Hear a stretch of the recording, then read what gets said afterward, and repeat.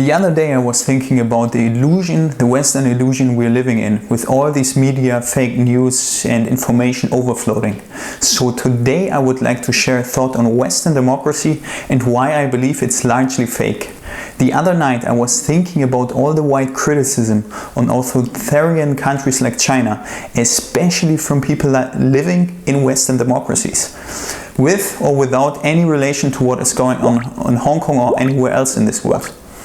Looking at a communist system as in China today, everything like the media and large parts of the system are controlled and being supervised centrally. Websites and apps can and are being censored. And there are various public point schemes in place rating people's behavior in public, social media activity, credit scores, and God knows what else scoring system or whatever else they are controlling, with the goal of creating a culture of sincerity. So all these scoring schemes reveal a lot of personal information and placing high pressure on individuals' behavior and social acceptance, discrimination and so on. This impacts the decision-making process of individuals to being consciously and subconsciously influenced, shaping and controlling their individual lives in the end. So yeah, I understand these people are mentally not that free. Not to mention all the autonomy government officials and institutional or public supervision that exists. But reflecting on this and living in a so-called Western democracy, I am really asking myself now, how free in will, decision-making, opinion and control are we really by ourselves? How free and democratic are our Western systems, institutions and government controls? Are we that far away from our Chinese friends and counterparts? For that, let me guide you through an individual's inbound and outbound information data points, building up to an entire cooperation system today in the Western world. This I will tackle in parallel of how Western society control, influence and perception changed into plutocracy leaders today. And then I will crack it down to my belief in Western democracy today. Because it all starts with us. When you get up in the morning, you jump into the shower or walk straight into the kitchen. Okay, you probably need a coffee or tea first. Oh, but what is materially happening is you will start leaving traces of data everywhere. If Amazon's Alexa or Google Home's noise, etc. voice recognition didn't catch you yet, it will highly likely be the use of your smartphone, smartwatch or smart home connected sensors. There are thousands or even millions of data points generated by each individual of us per day. This could be literally anything: how fast you walk, the way you take, the stops you make, what food you eat, frequency of bathroom use, etc. etc. Based on calendar entries and planned activities, modern technology in the Western Hemisphere, gadgets are capable of figuring out how much you deviate from your planned activities, meaning how your personality is working, whether there are special circumstances in your life, like pregnancy, new job, marriage, new relationship, and so on and so forth. In sum, the data gives everything away of what you are and who you are meant to be. In sum, what kind of person you are and what matters in life for you. So, what matters for life in you? Whether knowingly or unknowingly, with our data we are giving away literally everything. Data is the new oil. We have been hearing this for years. But did we really? Did we really understand the significance of this? Because in my view, modern technology is shaping our life dramatically and it all comes back to us like a boomerang. I don't want to judge on the obvious benefit of modern technology and improved lives and efficiency. Instead, let me give you a couple of examples of how we feed corporations with data. This is, as stated before, your personal outbound data, the data you give away. For corporations, on the other hand, it will be the exact opposite, the inbound data they receive from us or from you. From Facebook, WhatsApp to Instagram to God knows what other social media channels of media you are using. When you use Google to search something, when you use Amazon's Alexa, Siri, Google's voice assistant, when you shop online at Amazon because the best price and user convenience will definitely get you at some point. There are thousands of apps saving your personal data. Google and Apple, for instance, know wherever you go, if you work, whether you work out, whether you're making love, if you are eating, and so on. So to that point, smart home system, voice assistants, modern car equipment and smartphones. For any of these gadgets, it is known they can listen to our noises and analyze our conversations and data. Another example on this is your smartwatch reveals important health data about you, like your heartbeat, heart rate and more. And this will keep expanding this way. That's why, for example, Apple is investing so much into the healthcare market.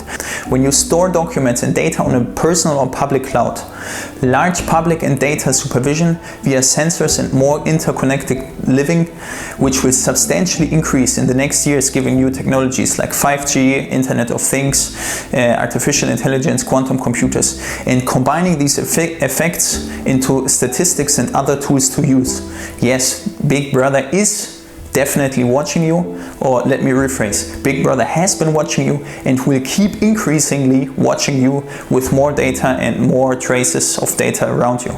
You might say now, you stopped using Facebook due to its data scandals and private data fraud, etc. But at the same time you shop for the best price in Amazon or are using Apple's Siri or Microsoft's Cortana. They will catch you somewhere, that's for sure.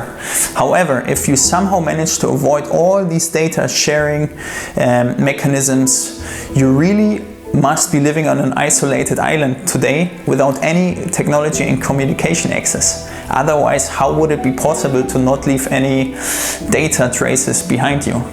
Because if you are using only modest modern technology today, you will fail, because any software or app update will circle tighter into your data rights or make it harder to disagree on data protection. Not to mention the burden of having to read all through the updated terms, understanding them and disagreeing whenever an app is updated. This is practically impossible. By the way, if your phone is too old or you didn't do any recent software updates on it in years, then you are not likely to use it anymore anyways. This is the cut-off of technology for modern people. Either you're completely in, sharing everything, or you are out, but that's practically impossible today. So let's stay with the realistic course that you didn't manage to escape the circle of providing substantial data to corporations. They are loaded with money. They have very intelligent analytical tools, incredibly smart people, systems and algorithms to cluster and analyze your data in a way so that they can create a rational and emotional free or even emotionally filled perfect picture about you and discrete insights about you after all. I would guarantee that large corporations know me better than I actually do myself, if somehow I was able to prove that. I would bet Google and Amazon would know with 50 clicks more about who I really am and what my preferences are than my partner, mother, best friend. But let's move back a little bit on that. Based on that analysis, we receive conscious or subconscious outbound data from the corporations, which is uniquely customized and targeted back to us. Given that large corporations have access to all this information, the question is twofold now. First, who controls our data? That's an easy one, all the big corporations. Second, how has our political system changed given big corporations controlling data? For that, let me point out that we moved from ancient aristocratic monarchy away these days. This was a government form where a small amount of people or a small group of elites rule as a form of publicly knowingly power and prestige, influencing and or controlling political power. Now, in my opinion, we have long moved away from that into a plutocracy, with the very rich and influential controlling the system actively behind the public curtain without showing their faces publicly. These are large corporations and rich individuals. They are not visible and the exact opposite of the aristocracy. These rich people hide knowingly behind the scenery but control the population by setting the political agenda and separation of people into groups so they can fight each other instead of the plutocrats. As the plutocrats set the agenda and are not consciously visible as the enemy for the people, how can we as individuals fight someone if we don't see them actively? Politicians in this context of the plutocratian system are only puppets and marionettes filling the media and discussions with entertaining content. So how do the plutocrats control and influence and shape our system? Well, let me start with the first points. Number one, political lobby work and placing the right people in the right positions. Buying their entire competition or large parts of the competition. Control by expanding existing large corporations. Number four, distribution of fake news, subconscious manipulation and information overflow. Number five, mass consumption and behavior influence and stimulus. Number six, targeted advertising via data diagnostics and algorithms. Number seven, politicians do not keep their campaign promises but instead follow a different agenda. Last point that I realized, financial power. Cash is king. All of these things we have seen in recent years. Therefore, I am convinced that we as individuals and consumers and at the same time are therefore controlled and manipulated to some extent in any data and news flow received in our personal inbound layer in a way that suits the controlling few, at least subconsciously. You can admit it or you can't, but that's my point of view.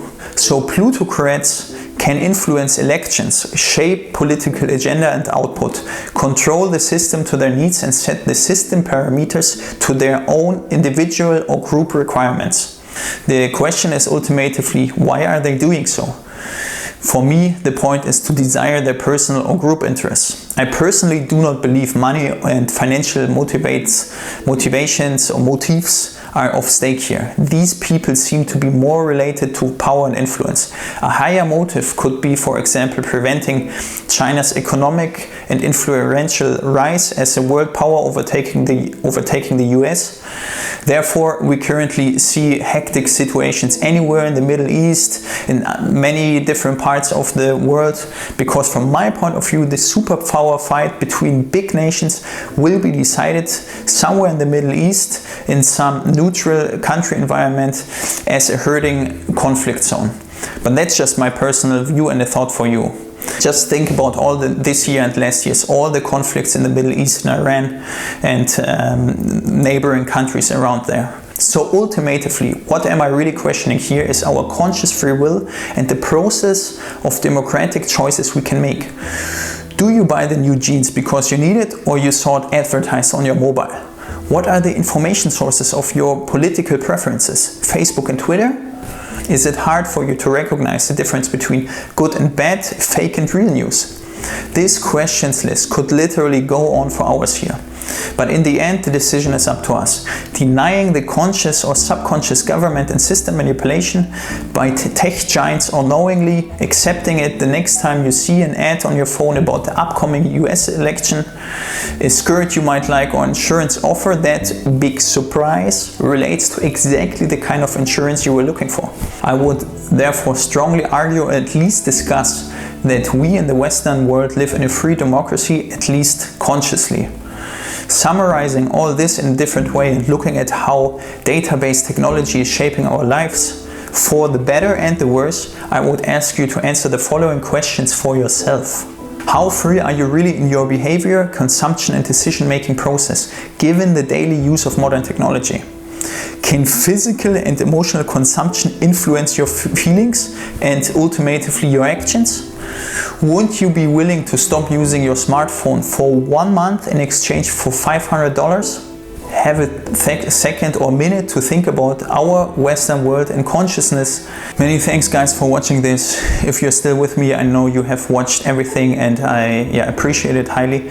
But let me know now what you think. Are you with me or